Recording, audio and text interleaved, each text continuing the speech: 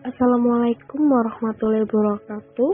Kami akan mempresentasikan permintaan modal yang beranggotakan Vina Novianti Pratiwi, Martina Alfianti Setioningrum, dan Intan Wiji Lestari. Pengertian modal adalah barang yang diproduksi oleh sistem ekonomi yang digunakan sebagai input untuk memproduksi barang dan jasa di masa depan. Macam modal yang pertama, modal fisik atau berwujud, yaitu barang materi yang digunakan sebagai input produksi barang dan jasa di masa depan. Dengan kategori utama modal fisiknya adalah bangunan dan perumahan, peralatan tahan lama, bangunan perumahan, dan persediaan barang. Yang kedua, modal sosial atau infrastruktur, yaitu modal yang memberikan jasa bagi masyarakat. Sebagian besar modal sosial itu berbentuk sarana publik dan pelayanan publik. Dan yang ketiga, modal tak berwujud, yaitu hal non-material yang berkontribusi pada output barang dan jasa di masa depan. Untuk suatu perusahaan yang menyelenggarakan program pelatihan untuk karyawan perusahaan itu berinvestasi dalam bidang keterampilan kerja, sehingga investasi seperti itu sebagai bentuk modal tak berwujud yang disebut dengan modal sumber daya manusia. Nah, modal sumber daya manusia sendiri itu adalah bentuk modal yang tak berwujud yang meliputi keahlian dan pengetahuan yang dimiliki pekerja atau diserap melalui pendidikan dan pelatihan, beserta menghasilkan jasa yang bernilai bagi suatu perusahaan dari waktu ke waktu. Investasi dan depresiasi. Persediaan modal yang dipengaruhi dari waktu ke waktu oleh dua aliran, yaitu investasi dan depresiasi. Investasi merupakan aliran yang meningkatkan persediaan modal, sedangkan depresiasi merupakan penurunan nilai ekonomis aset atau sumber daya dari waktu ke waktu. Pasar modal. Pasar modal adalah pasar di mana rumah tangga yang menawarkan tabungan mereka pada perusahaan yang meminta dana untuk membeli barang modal.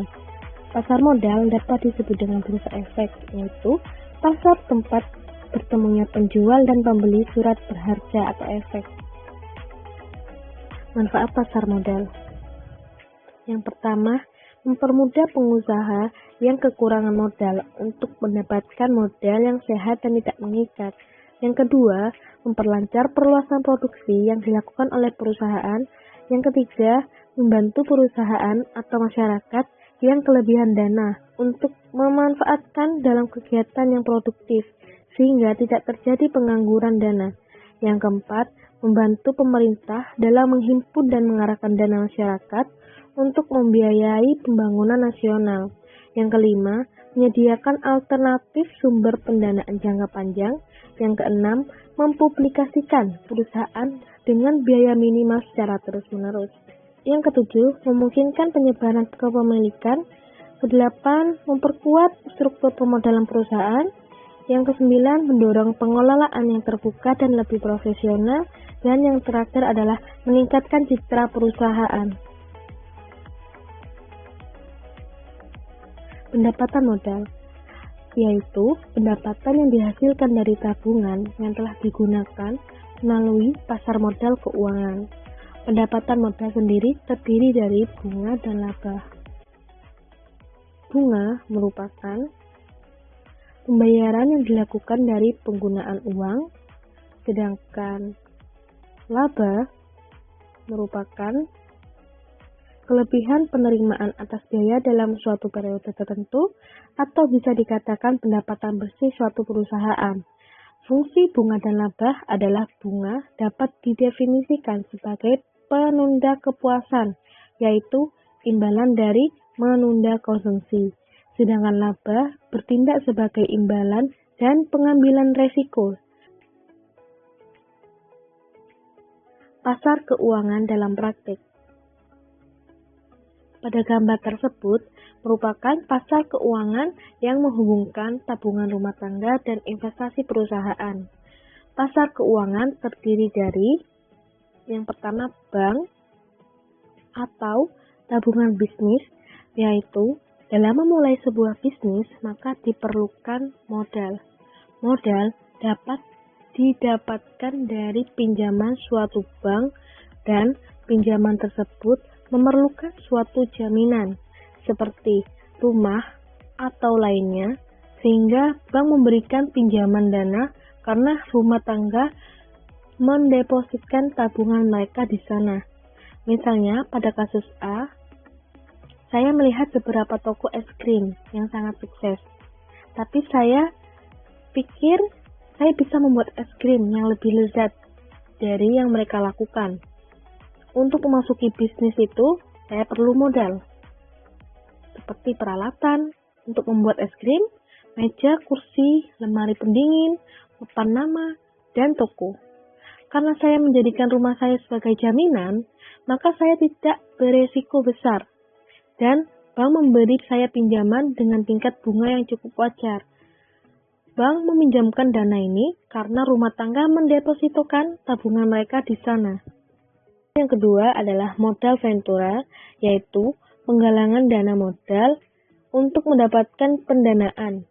Dana seperti itu menggunakan tabungan rumah tangga dan menyalurkannya pada bisnis-bisnis yang berisiko tinggi sebagai imbalan laba. Jika bisnis baru itu sukses dan memungkinkan perusahaan untuk menjalankan investasi.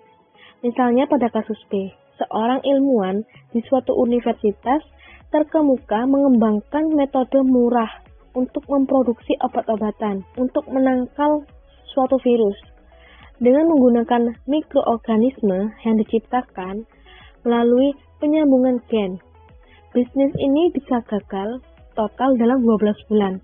Tapi, jika itu sukses, maka akan mendapatkan potensi labanya yang akan sangat besar. Yang ketiga, laba ditahan, yaitu ketika rumah tangga memiliki saham yang terapresiasi atau nilainya meningkat, maka apresiasi itu termasuk bagian pendapatan dari rumah tangga. Bila rumah tangga tidak menjual saham dan tidak mengonsumsi pendapatan itu, maka pendapatan itu adalah bagian dari tabungan. Sehingga ketika suatu perusahaan menahan labanya untuk tujuan investasi, maka perusahaan itu menabung atas nama pemegang sahamnya.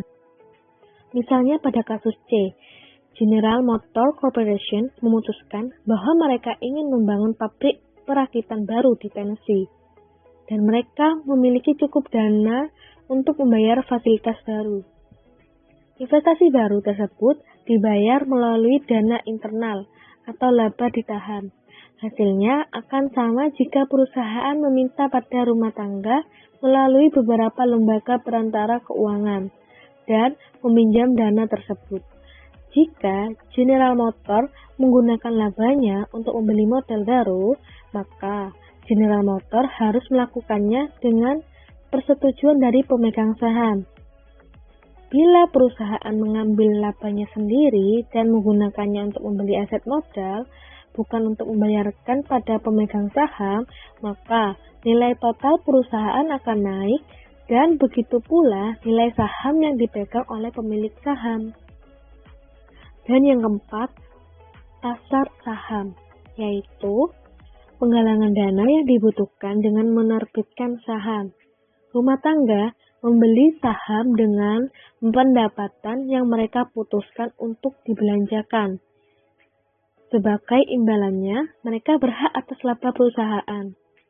Misalnya pada kasus D, bekas pejabat pemerintah eselon tinggi memutuskan untuk memulai bisnis pemrosesan kacang tanah di Atlanta. Dan ia juga memutuskan untuk menggalang dana yang dibutuhkan dengan menerbitkan saham. Sebagai imbalannya, mereka berhak atas laba perusahaan kacang tanah tersebut.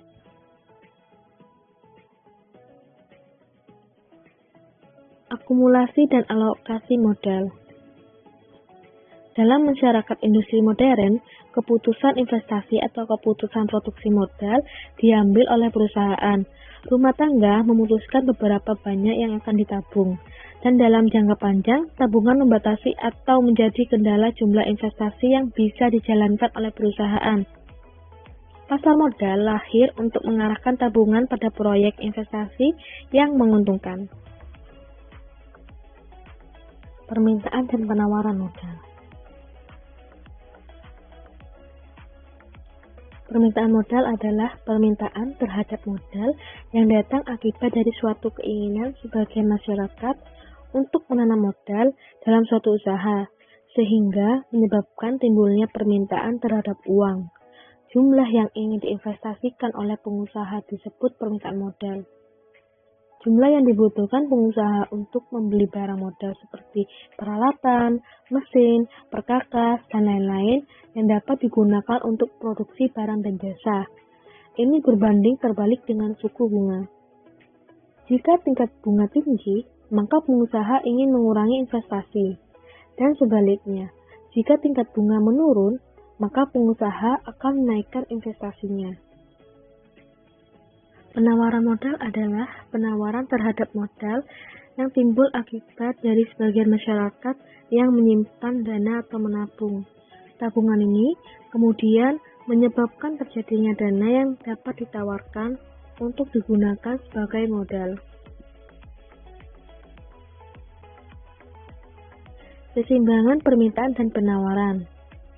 Keseimbangan permintaan terhadap barang modal dapat ditulis dengan D dan penawaran barang modal dapat ditulis dengan S, di mana titik E itu merupakan titik potong antara permintaan dan penawaran terhadap barang modal, sehingga titik potong tersebut merupakan keseimbangan antara permintaan dan penawaran pada pasar faktor produksi modal. Permintaan modal baru dan keputusan investasi. Membentuk ekspektasi. Yang pertama, ekspektasi manfaat investasi, yaitu proses investasi menurut investor potensial untuk mengevaluasi ekspektasi aliran jasa produktif di masa depan yang akan dihasilkan oleh proyek investasi. Yang kedua, ekspektasi biaya investasi, yaitu manfaat segala proyek investasi yang mengambil bentuk laba di masa depan, sehingga laba harus diramalkan tetapi biaya harus tetap dievaluasi juga.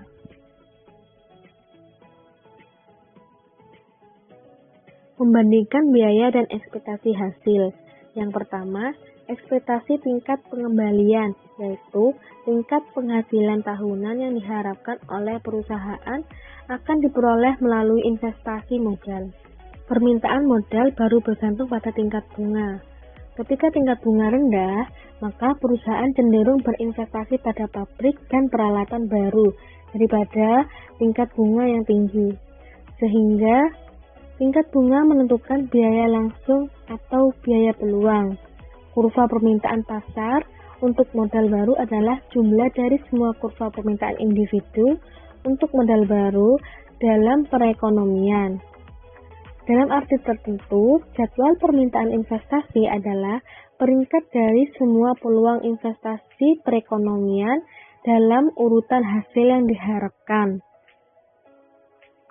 Tingkat bunga yang lebih rendah cenderung mendorong investasi dalam perekonomian secara keseluruhan, sedangkan tingkat bunga yang lebih tinggi cenderung memperlambat investasi. Yang kedua, ekspektasi tingkat pengembalian dan produk penerimaan marginal modal merupakan suatu perusahaan kompetitif sempurna yang memaksimalkan laba akan tetap berinvestasi dalam modal baru hingga titik di mana ekspektasi tingkat pengembalian sama dengan tingkat bunga. Sekian presentasi kelompok kami. Wassalamualaikum warahmatullahi wabarakatuh.